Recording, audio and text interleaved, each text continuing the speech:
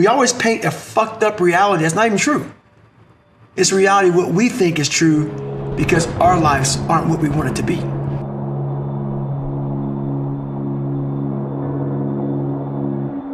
I realized that God wasn't gonna give me a get out of jail free card.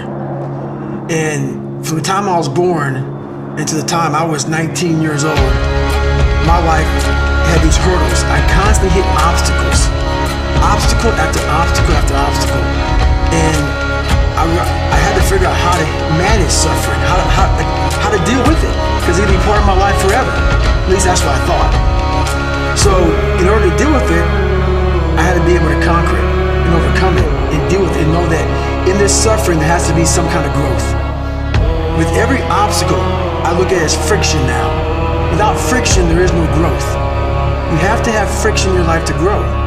So I started looking at all these different things versus the woe is me mentality. Like, oh my God, look at my life's so fucked up. I come from this fucked up family. I'm being beaten, I'm being abused mentally, physically. I started looking at it as the perfect trial ground. Try to flip it upside down and say, okay, I'm suffering tremendously, mentally. Use this to your advantage versus your disadvantage. So that's what I did. Versus looking at it as like, oh my God, woe is me, I'm never gonna get out of here. I looked at it as, okay, hang on a second. If I can overcome this, if I can find some power in this, some way to get through this,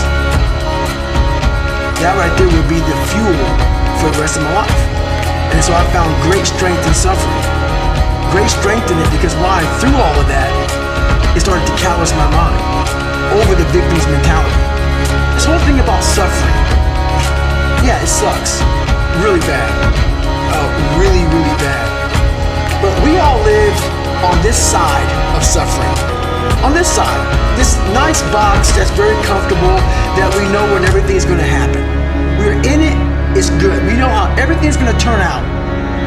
It's those few people who are willing to go on this side of suffering. And once they get through that, ask him how he feels now. His mind, how far he grew. In that short period of time, he grew so much more than the normal person because he was willing to go outside himself. Because on the other end of suffering is greatness. It's not over here. So a whole bunch of us, we put ourselves in this great box. And in that box, there's no suffering in it. So what we do is we shelter ourselves from greatness.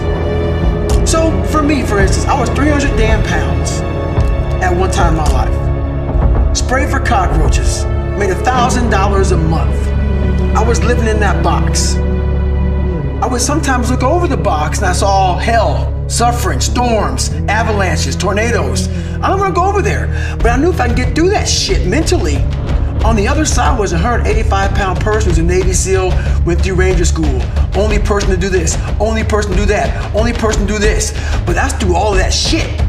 All that shit I have to go through. So you peek over the box and you go back in and say, oh, I'm okay being 300 pounds, making $1,000 a month. I'm okay over here. And on the other side is where you start to really start your journey. People think they start their journey because they're born. No, there's a lot of people in graves who have lived 100 years and have never started their real journey. Your real journey starts when you go outside that box and you start climbing mountains. You start climbing mountains. And you think you're at the top of the mountain, you go down the other side of it, you think, I'm here, and you look up, fuck, there's another fucking mountain. And it goes on, and it goes on, and it goes on. And just when you're getting ready to quit, you crest that final mountain, you get down and you look, and there you are. And it starts to make sense to you then. It doesn't make sense to you until you get outside that fucking box. I'm talking to so many fucking people, and what I say is not for everybody. So many people don't have any clue on what the fuck I'm saying because they're in this box. And it's their brain. You first must go through suffering to find that great peace we're all looking for. A lot of us want to have, there's a lot of books out there about this 5 steps. Do this, do this, do this to get there. No, man, it's not that easy. To find real, permanent peace and enlightenment, you must go to the dark side of who you are. I could have easily just shoved my whole life under a rug and went straight to peace. Are you happy there? You overcame nothing. You jumped hell, you skipped hell, you forego this part of your life, you skip it and go right to peace. So you always have this thing back here that's haunting you, and that's that darkness. You must go into the darkness to truly find that light that you're looking for. Because that's what's on the other side of that. People get it all wrong, man. You have to face suffering. You have to face this dark side, this darkness. And there's a lot of energy in there. There's a lot of goodness in there that you can use to find greatness. But you cannot find your peace you're looking for in yourself until you've overcome yourself. I think that when you die, it's just my own mindset, that you arrive in line. It helps me to get past a lot of things. You arrive in line. Let's say you're in front. Let's say you died right before me, and you're in line, and God's sitting there with a clipboard. Okay, sitting there with a clipboard, like me and you're sitting right now. He's looking at you, and he says, "Hey, you made it to heaven. Good job." Okay, and then he shows you the clipboard of what your life should have been. So you live this life that you thought you pushed so hard. You look at the clipboard.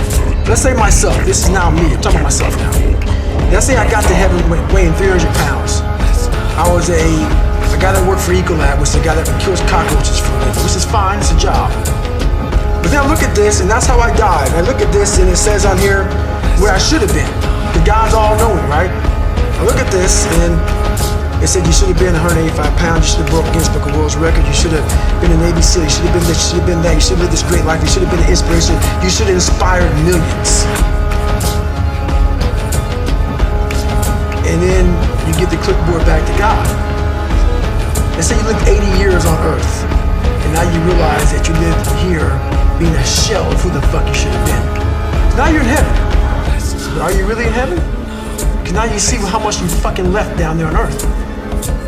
The root cause of the quitter isn't that you can't do 100 fucking push-ups. You can train anybody to do that. The root cause of the quitter is when you get in hell, you can't process it. It's too much to process. Because your mind starts going back to the real reality of like, I'm not ready, I'm not good enough. It's not trained.